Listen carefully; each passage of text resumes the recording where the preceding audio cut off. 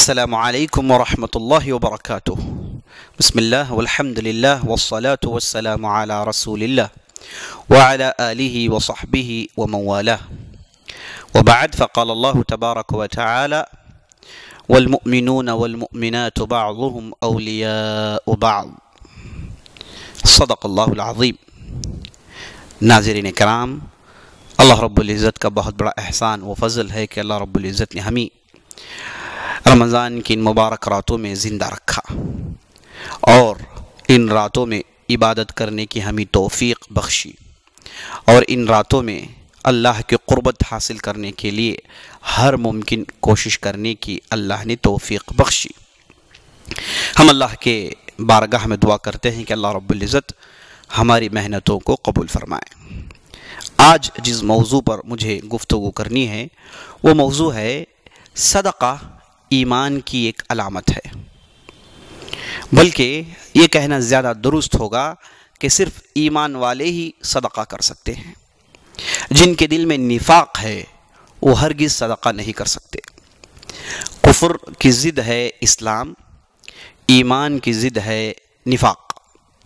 جس کے دل میں ایمان نہیں ہے تو وہ آدمی منافقت میں ملوث ہو جاتا ہے۔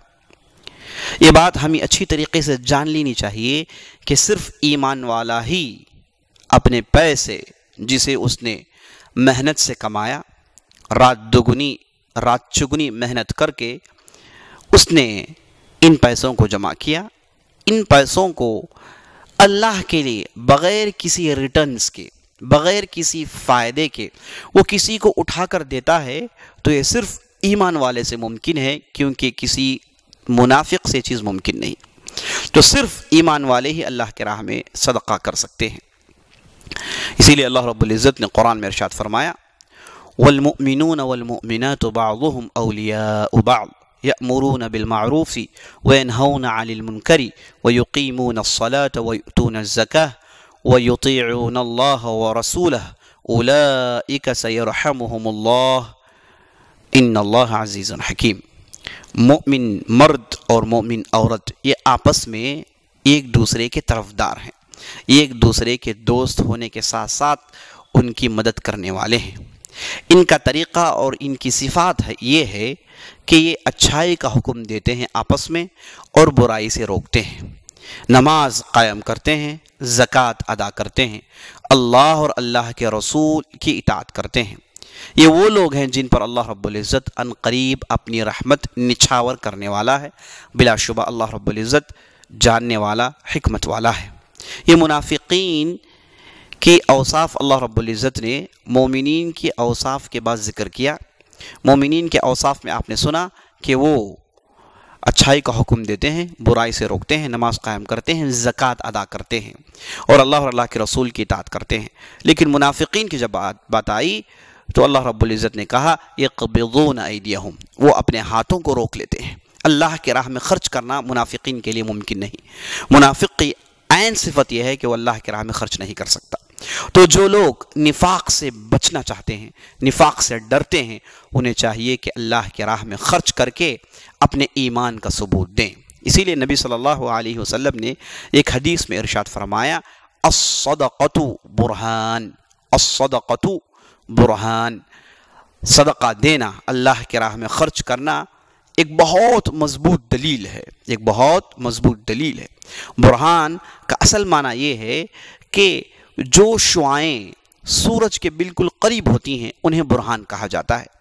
سورج کے بالکل قریب جو شعائیں ہوتی ہیں، سورج سے جو شعائیں نکلتی ہیں، ان شعائوں کو برہان کہا جاتا ہے۔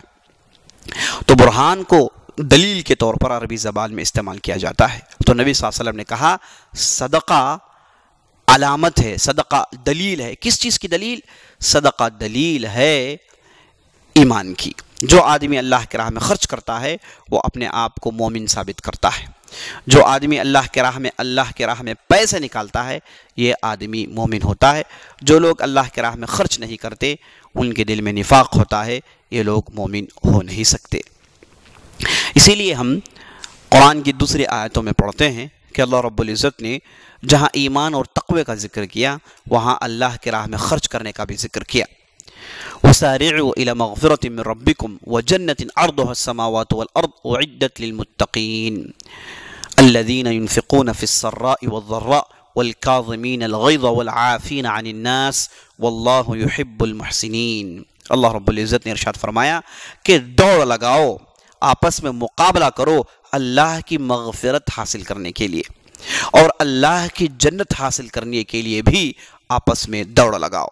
اور اللہ کی جنت جس کی کشادگی آسمان اور زمین سے زیادہ ہے، اور اللہ رب العزت نے اس جنت کو بنایا ہے متقین کے لیے۔ یہ جنت صرف متقین کے لیے ہے، جن کے دل میں تقوی ہے وہی جنت میں جا سکتے ہیں۔ اور سبحان اللہ، رمضان میں اللہ نے روزے فرض قرار دیے تاکہ ہمیں تقوی کا ٹریننگ دیں، ہم تقوی کے اس کیمپ سے نکل کر جنت میں جانے کی تیاری کریں۔ جو لوگ تقوی نہیں اختیار کرتے وہ جنت میں جا نہیں سکتے۔ تو اس آیت کے ذریعے سے ہمیں یہ بات معلوم ہوئی کہ اللہ نے جنت بنائی متقین کے لیے۔ اب قابل ذکر بات یہ ہے کہ جب متقین کا ذکر آیا تو اللہ رب العزت نے فوراً ان کے اوصاف گنوا دیے تاکہ لوگوں کو معلوم ہو جائے کہ متقی کے اوصاف کیا ہیں۔ اللہ نے کہا الذین ينفقون فی السراء والضراء والکاظمین الغیظ والعافین عن الناس۔ اللہ نے کہا کہ یہ مومنین، یہ متقین وہ ہیں جو خوشحالی میں اور تنگ دستی میں، دونوں صورتوں میں، دونوں حالتوں میں اللہ کے راہ میں خوب خرچ کرتے ہیں۔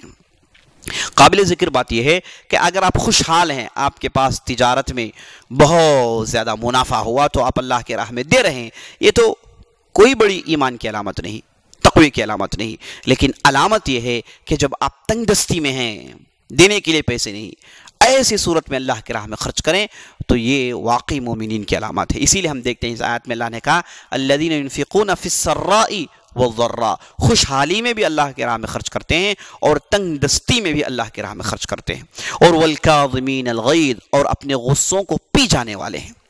متقین کی علامت یہ ہے کہ وہ اپنے غصوں کو پی جاتے ہیں، غصہ جیسے ہی آتا ہے اسے اپنے آپ کو اسے روک لیتے ہیں۔